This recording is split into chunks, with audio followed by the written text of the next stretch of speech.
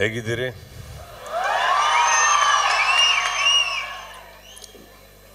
ವೇದಿಕೆ ಮೇಲಿರುವಂಥ ಎಲ್ಲ ಹಿರಿಯರಿಗೆ, ಗೆಳೆಯರಿಗೆ ನಮಸ್ಕಾರ ಹೇಳ್ತಾ, ನಿಮ್ಮೆಲ್ಲರಿಗೂ ನಮಸ್ತೆ ಹೇಳ್ತಾ, ಇವರು ಅವಾಗಿಂದ ನಮ್ಮ ತುಳುನಾಡಿಗೆ ಅಂದ್ಬಿಟ್ಟು ನಮ್ಮನ್ನು ಹೊರಗಡೆಯವ್ರು ಮಾಡ್ತಾ ಇದ್ದಾರೆ.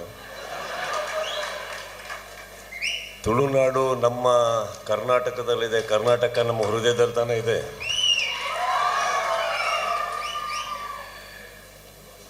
ಒಂದು ಮಾತು ಮಧ್ಯದಲ್ಲಿ ಹೇಳಿದ್ರು, ನಾವು ಅರ್ಧ ಈ ಕಡೆಯವರು ಅಂತ.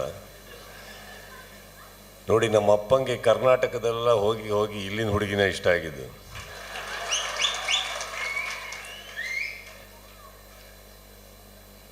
ಪ್ರತಿಯೊಂದು ಸಾರಿ ಇಲ್ಲಿಗೆ ಕರೆದಾಗ ಬಹಳ ಖುಷಿಯಾಗೋದೇನಕ್ಕಂದರೆ,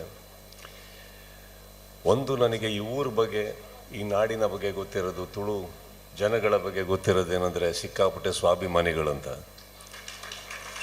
ಸೊ ಬಹಳ ಈಸಿಯಾಗಿ ತಾವು ಯಾರನ್ನೂ ಇಷ್ಟಪಡಲ್ಲ ಅಂತ ಬಹಳ ಚೆನ್ನಾಗಿ ಗೊತ್ತು.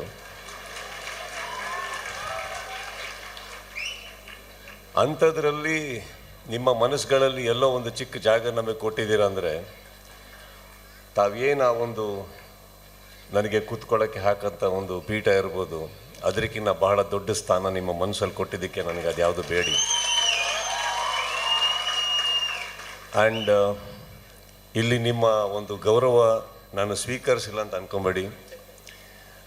ನನಗೆ ಹೋದಲ್ಲಿ ಏನಾದರೂ ಸ್ವೀಕಾರ ಮಾಡಿದಾಗ ಏನಾಗುತ್ತೆ, ಎಲ್ಲೋ ಒಂದು ಕಡೆ ಅದಕ್ಕೋಸ್ಕರ ಬಂದೆ ಅಂತ ಅನಿಸುತ್ತೆ. ನನಗೆ ಅದು ಬೇಡಿ. ನಾನು ಬಂದಿದ್ದು ಕೇವಲ ನನ್ನ ಸ್ನೇಹಿತರಿಗೋಸ್ಕರ, ಇಲ್ಲಿ ನಡೀತಾ ಇರೋವಂಥ ಬಹಳ ಒಳ್ಳೆಯ ಕೆಲಸಕ್ಕಾಗಿ ಹಾಗೂ ನಿಮಗಾಗಿ, ನೀವು ನಮ್ಮಲ್ಲಿಟ್ಟಿರೋ ಪ್ರೀತಿಗಾಗಿ, ಅಷ್ಟೇ, ಬೇರೆ ಏನೂ ಇಲ್ಲ.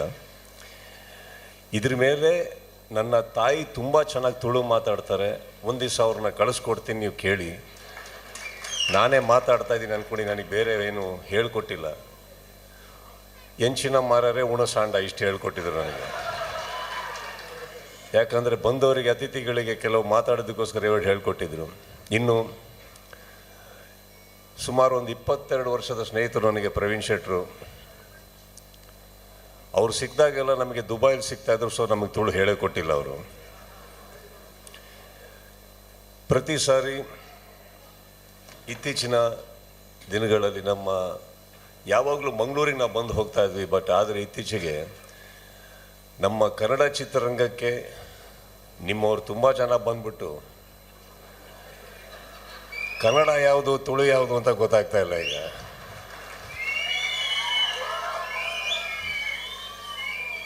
ಖುಷಿಯಾಗೋದು, ಕನ್ನಡ ಚಿತ್ರರಂಗದಲ್ಲಿ ಎಲ್ಲೋ ಒಂದು ಕಡೆ ನಾನು ಇಲ್ಲಿ ಬಂದಾಗೆಲ್ಲ ಒಂದು ಮ್ಯಾಂಗ್ಳೂರು, ಉಡುಪಿ ತುಳು ಚಿತ್ರರಂಗ ಅಂತ ಕೇಳ್ಪಡ್ತಾ ಇದ್ವಿ. ಬಟ್ ಇವಾಗ ಅದು ಅಲ್ಲಿಗೆ ಬಂದು ಅಲ್ಲೂ ಕೂಡ ಎಲ್ಲದು ನಮ್ಮದು ಅಂತ ಹೇಳ್ತಾರೋ ನಿಮ್ಮಗಳಿಗೆ, ನಿಮ್ಮ ಕಲೆಗೆ ನಾನು ಇಲ್ಲಿ ನಿಂತ್ಕೊಂಡು ಅಭಿನಂದಿಸ್ತೀನಿ. ವೇದಿಕೆ ಮೇಲೆ ಅಷ್ಟು ಚೆನ್ನಾಗಿ ನೃತ್ಯ ಮಾಡಿದಂಥ ಎಲ್ಲ ಕಲಾವಿದರಿಗೂ ನಮಗೋಸ್ಕರ ಮಾಡಿದ್ದಕ್ಕೆ ಧನ್ಯವಾದಗಳನ್ನ ಹೇಳ್ತಾ, ಇಬ್ಬರು ಲಾಸ್ಟಲ್ಲಿ ಬಂದರು, ತಿರುಗಿದ್ರು. ಶೆಟ್ರೆ, ನಾವೆಲ್ಲರೂ 2 ರೌಂಡ್ ಆ ಥರ ಹೊಡೆದ್ರೆ ನಿಲ್ಲೋದೇ ಇಲ್ಲ ಲೈಫಲ್ಲಿ ಆಮೇಲೆ ಅಲ್ಲ. ಅದು ಗೊತ್ತಿಲ್ಲ ಅದು ಯಾವ ಥರದ್ದು. ಸೊ ಆ ಥರ ಕಲೆ ನಿಮ್ಮಲ್ಲಿ ಮಾತ್ರ ಇರೋದು, ಅದನ್ನು ಓಪನ್ ಆಗಿ ಹೇಳ್ತೀನಿ ನಾನು. ಆ್ಯಂಡ್ ಅಷ್ಟು ಸುತ್ತದ ಮೇಲೇನೂ ಬ್ಯಾಲೆನ್ಸ್ ಆಗಿದ್ದೀರಲ್ಲ ಶೆಟ್ರೆ, ನೀವು 2 ಗ್ಲಾಸಲ್ಲಿ ಬಿದ್ದೋಗ್ತೀರ.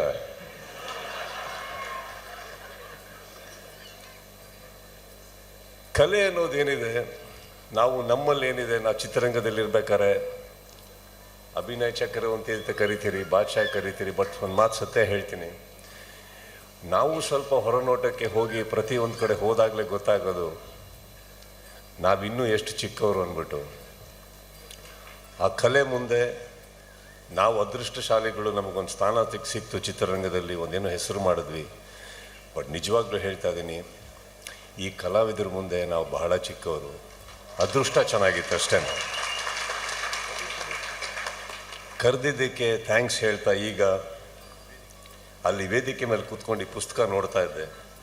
ಸ್ವಲ್ಪ ಗೊತ್ತಿತ್ತು ನನಗೆ, ಮನೆಗೆ ಬಂದಾಗ ಹೇಳಿದರು, ಇಲ್ಲ ನನ್ನ ಸ್ನೇಹಿತರು ಮಿಕ್ಕಿದವ್ರು ಇಲ್ಲಿ ಬಂದಾಗ ಹೇಳ್ತಾ ಇದ್ರು, ಎಷ್ಟು ಅದ್ಭುತವಾಗಿದೆ ನೋಡಿ ಈ ಬುಕ್ಲೆಟ್, ಎಷ್ಟು ಸಾಧನೆಗಳು, ಇದಕ್ಕೆ ಬಹಳ ದೊಡ್ಡ ಮನಸ್ಸು ಬೇಕು. ಹಾಗೇನೆ ಇಲ್ಲಿ ಒಳಗಡೆ ಹೋಗ್ತಾ ಇದ್ರೆ ಡೊನೇಟ್ ಮಾಡಿರೋರ್ದು ಫೋಟೋಗಳು ಹಾಕಿದ್ದಾರೆ. ಜೀವನದಲ್ಲಿ ಬರೀ ದುಡಿಯೋದು ಮಾತ್ರ ಅಲ್ಲ, ಇದಿಷ್ಟು ಮಾಡಬೇಕಾದದ್ದನ್ನ ತಾವೆಲ್ಲರೂ ಮಾಡಿದಿರಿ. Great sir, I have no words. 8 ವರ್ಷದಲ್ಲಿ 11.5 ಕೋಟಿ ವರ್ತ್ ಪ್ರಾಜೆಕ್ಟ್ಸ್ ಅಂದರೆ ದಿಸ್ ಇಸ್ ವೆರಿ ಹ್ಯೂಜ್. ಪ್ರತಿಯೊಂದಕ್ಕೂ ಒಂದು ಸೋಷಿಯಲ್ ವರ್ಕ್. ನಾನಿಲ್ಲಿ ಬರಬೇಕಾದ್ರೆ ಒಂದು ಕಾರ್ಯಕ್ರಮ ಅಂತ ಹೇಳಿದ್ರು. ಅಫ್ಕೋರ್ಸ್ ಇಲ್ಲಿನ ಸ್ನೇಹಿತರು ಕರೆದ ಮೇಲೆ ಹಿಂದೆ ಮುಂದೆ ನಾನು ನೋಡಿಲ್ಲ, ಬರ್ತೀನಿ. ಬಟ್ ಬರ್ತಾ ಬರ್ತಾ ಬರ್ತಾ ಒಳಗಡೆ ಗೇಟ್ ಎಂಟ್ರ್ ಆದ್ಮೇಲೆ ಕಾರ್ಗಳನ್ನ ನೋಡ್ತಾ ಜನಗಳನ್ನ ನೋಡಿದೆ. ಫಸ್ಟಿಗೆ ಅಲ್ಲಿ ಖಾಲಿ ಒಂದು ಚೇರ್ಗಳದಿತ್ತು. ಏನಪ್ಪ ಜನನೇ ಇಲ್ವಾ ಅನ್ಕೊಂಬಿಟ್ಟೆ ಫಸ್ಟು. ಸೈಲೆಂಟಾಗಿ ಇದು ಅಭ್ಯಾಸ ಆಗಿದೆ ನಮಗೂ, ಖಾಲಿ ಥಿಯೇಟ್ರ್ಗಳು ನೋಡೇ ಬೆಳ್ಕೊಂಬಂದಿದ್ದು ನಾವು. ಬರ್ತಾ ಬರ್ತಾ ಬರ್ತಾ ಸ್ವಲ್ಪ ಸೌಂಡ್ಗಳು ಸ್ಟಾರ್ಟ್ ಆಯಿತು. ಆಮೇಲೆ ಒಳಗೆ ಬಂದೆ, ನಿಮ್ಮನ್ನು ನೋಡಿದೆ. ಅಯ್ಯೋ ಇಷ್ಟೊಂದು ಜನ ಅನ್ನೋಷ್ಟೊಳಗೆ ವೇದಿಕೆ ನೋಡಿದೆ. ವೇದಿಕೆ ಮೇಲೆ ಇಷ್ಟು ಜನ ಕೂತಿದ್ದಾರಂದರೆ ಅಂಥದ್ರಲ್ಲೂ ಬಹಳ ಸಾಧಕರು, ಬಹಳ ದೊಡ್ಡ ವ್ಯಕ್ತಿಗಳು, ಜೀವನದಲ್ಲಿ ಏನೇನೋ ಮಾಡಿರೋರು, ಇವರೆಲ್ಲ ವೇದಿಕೆಯಲ್ಲಿ ಸೇರಿಸಿದ್ದಾರೆ ಅಂದರೆ ಎಂಥ ತೂಕವಾದಂಥ ವೇದಿಕೆ ಇದು. ಆ ವೇದಿಕೆಯಲ್ಲಿ ನನ್ನನ್ನು ಕರೆಸಿ ತಾವೆಲ್ಲ ಕೂರಿಸಿ ಪ್ರೀತಿ ತೋರಿಸಿದ್ದೆ ಬಹಳ ದೊಡ್ಡದು. ಅದ್ರ ಮೇಲೆ ನನಗೆ ಯಾವ ಸನ್ಮಾನ ಬೇಡಿ. ತುಂಬ ಧನ್ಯವಾದ ನನ್ನ ಇಲ್ಲಿ ಕರೆಸಿದ್ದಕ್ಕೆ. ಎಲ್ಲೋ ಒಂದು ಕಡೆ ಬರೀ ನಾವು ನಮ್ಮ ಚಿತ್ರರಂಗ, ನಮ್ಮ ಕಲೆ, ನಮ್ಮ ಹೋರಾಟದಲ್ಲಿರ್ಬೇಕಾದ್ರೆ ಇದನ್ನೆಲ್ಲ ನೋಡೋದಕ್ಕೆ ಬಹಳ ಖುಷಿಯಾಗುತ್ತೆ. ಎಷ್ಟು ಚಂದ ನಮ್ಮ ಊರು ಅಂತ ಅನ್ಸುತ್ತೆ ನಮಗೆ. ಆ ಪ್ರೀತಿ ತೋರಿಸಿದ್ದಕ್ಕೆ, ಇಲ್ಲಿ ಕರೆಸಿದ್ದಕ್ಕೆ ಪ್ರತಿಯೊಬ್ಬರಿಗೂ ಹೃದಯಪೂರ್ವಕ ಧನ್ಯವಾದಗಳನ್ನ ಹೇಳ್ತಾ, ಪಟ್ಲ ಫೌಂಡೇಶನ್ ಇನ್ನಷ್ಟು ದೊಡ್ಡದ ಮಟ್ಟಿಗೆ ಬೆಳೀಲಿ, ಇನ್ನೂ ತುಂಬ ಜನಕ್ಕೆ ಒಂದು ಆಲದ ಮರವಾಗಿ ಆಲ್ರೆಡಿ ನಿಂತಿದ್ದೆ, ಇನ್ನೂ ದೊಡ್ಡದಾಗಿ ಬೆಳೀಲಿ ಅಂತ ಹೇಳ್ತಾ ಕರೆಸಿದ್ದಕ್ಕೆ ಥ್ಯಾಂಕ್ ಯು. ಪ್ರತಿಯೊಬ್ಬರಿಗೂ ಮತ್ತೊಮ್ಮೆ ಥ್ಯಾಂಕ್ ಯು ಹೇಳ್ತಾ, ಪಟ್ಲ ಅವರೇ ಎಲ್ಲಿದ್ದೀರಿ? ಬನ್ನಿ. ಇವರು ನಮ್ಮ ಮನೆಗೆ ಬಂದಾಗ ಭಾಳ ಒಂದು ಸಿಂಪಲಾಗಿ ಒಂದು ಕುರ್ತಾ ಹಾಕೊಂಬಂದರು. ನಮ್ಮ ಆದರ್ಶ್ ಶೆಟ್ಟಿ ಕರ್ಕೊಂಬಂದ್ಬಿಟ್ಟು ನಮ್ಮ ಆದರ್ಶ್ ಶೆಟ್ಟಿಗೆ ಎಲ್ಲಿದ್ದೀರಾ, ಇವರಿಗೆ ಸ್ವಲ್ಪ ನಮ್ಮ ಪ್ರಧಾನ ಮಂತ್ರಿಯವ್ರ ಥರ ಡ್ರೆಸ್ ಮಾಡೋ ಹುಚ್ಚು. ಅವ್ರ ಥರ ಆಗಬೇಕು ಅಂತ ಏನೋ ಕನಸಿರ್ಬೇಕೇನೋ ಗೊತ್ತಿಲ್ಲ, ಹೋದಲ್ಲೆಲ್ಲ ಹೀಗೆ ಇರ್ತಾರೆ. ಇವರೊಟ್ಟಿಗೆ ಇವ್ರು ಬಂದಾಗ ನಾನು ಬಹುಶಃ ಯಾರೋ ಫ್ರೆಂಡ್ ಇರಬೇಕು ಅಂತ ಅಂದ್ಕೊಂಡ್ರು. ಆಮೇಲೆ ಅಲ್ಲಿ ಕೂತ ಮೇಲೆ ಇವ್ರ ಕೆಲಸಗಳನ್ನ ಹೇಳ್ತಾ ಇದ್ರು. ಸಡನ್ನಾಗಿ ನನಗೆ ಅನಿಸಿದ್ದು, ನೀವು ಯಾಕ್ರಿ ಇಷ್ಟೊಂದು ಬಟ್ಟೆ ಹಾಕೊಂಡಿದ್ದೀರಾ, ಅವ್ರು ಹಾಕೊಬೇಕಲ್ವಾ?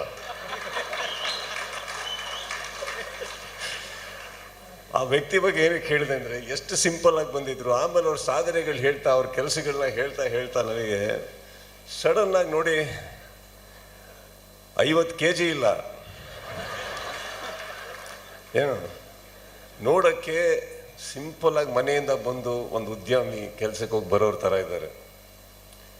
ಆಮೇಲೆ ನೋಡ್ತಾ ಆ ಪುಸ್ತಕ ಓಪನ್ ಮಾಡಿದೆ. ಎಂಥ ಪುಸ್ತಕ ರೀ ಇವರು, ಅದ್ಭುತವಾದಂಥ ಒಂದು ಬುಕ್ ಇವರು.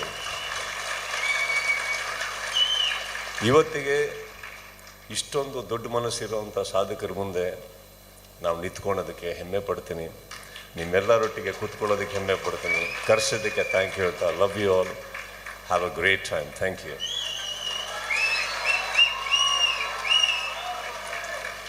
ಬಂಧುಗಳೇ, ಅತ್ಯದ್ಭುತವಾಗಿ ಮಾತಾಡಿದ ಹಾಗೂ ತಮ್ಮನಾಗಿ ನನ್ನನ್ನು ಆಶೀರ್ವದಿಸಿದಂಥ ಸುದೀಪಣ್ಣನಿಗೆ ಹೃತ್ಪೂರ್ವಕವಾದ ಅಭಿನಂದನೆಗಳನ್ನು ಸಲ್ಲಿಸ್ತಾ ಇದ್ದೇನೆ.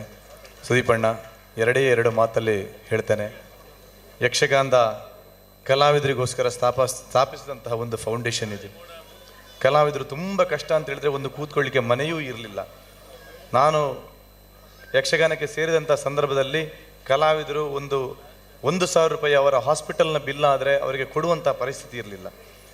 ಅಂತಹ ಸಂದರ್ಭದಲ್ಲಿ ನನ್ನ ಅಭಿಮಾನಿ ದೇವರುಗಳನ್ನು, ಇಂತಹ ಮಹಾನ್ ದಾನಿಗಳನ್ನೆಲ್ಲ ಸಂಪರ್ಕಿಸಿ ಅವರ ಕಡೆ ಹೋಗಿ ಇಡೀ ನಮ್ಮ ಈ ಫೌಂಡೇಶನ್ ಯೂನಿಟ್ ಒಂದು 40 ಯೂನಿಟ್ ಇದೆ. ಅಮೇರಿಕಾ, ಸಿಂಗಾಪುರ್, ಲಂಡನ್ ಈ ಥರ ದುಬೈ, ಹೀಗೆ ಅಲ್ಲಿ ಎಲ್ಲ ನನ್ನ ಅಭಿಮಾನಿ ಬಂಧುಗಳಿಂದ ಆ ದಾನವನ್ನು ಸಂಗ್ರಹಿಸಿ ಒಂದು 12 ಕೋಟಿ ರೂಪಾಯಿಯವರೆಗೆ ಅವರಿಗೆ ಮನೆ ಕಟ್ಟುವವರಿಗೆ ಮನೆ, ಅವರ ಮಕ್ಕಳ ವಿದ್ಯಾಭ್ಯಾಸ, ಹೀಗೆ ಇನ್ನಿತರ ಅನೇಕ ಸಾಧ್ಯತೆಗಳನ್ನು ಕೇವಲ ನಾನು ನಿಮಿತ್ತ ಮಾತ್ರ ಅದು ನನ್ನಿಂದ ಸಾಧ್ಯ ಆಗಿದೆ. ಇವತ್ತು ಅದು ಸಾರ್ಥಕ ಆಯಿತು ಎಂಬುದಾಗಿ ಭಾವಿಸ್ತೇನೆ. ಯಾಕಂತ ಹೇಳಿದ್ರೆ ನಾನು ಅತಿ ಹೆಚ್ಚಾಗಿ ಪ್ರೀತಿಸುವಂಥ ನನ್ನ ನೆಚ್ಚಿನ ನಟ ಕಿಚ್ಚ ಸುದೀಪ್ ರವರು ಬಂದಿದ್ದಾರೆ ಅಂತ ಹೇಳಿದರೆ, ಅವರು ಈ ಕಾರ್ಯಕ್ರಮವನ್ನು ಒಪ್ಪಿ ಬಂದಿದ್ದಾರೆ ಅಂತ ಹೇಳಿದರೆ ಅವರ ಆಶೀರ್ವಾದ ಇದಕ್ಕೆ ಇದ್ದೇ ಎಂಬುದಾಗಿ ಇದರ ಅರ್ಥ.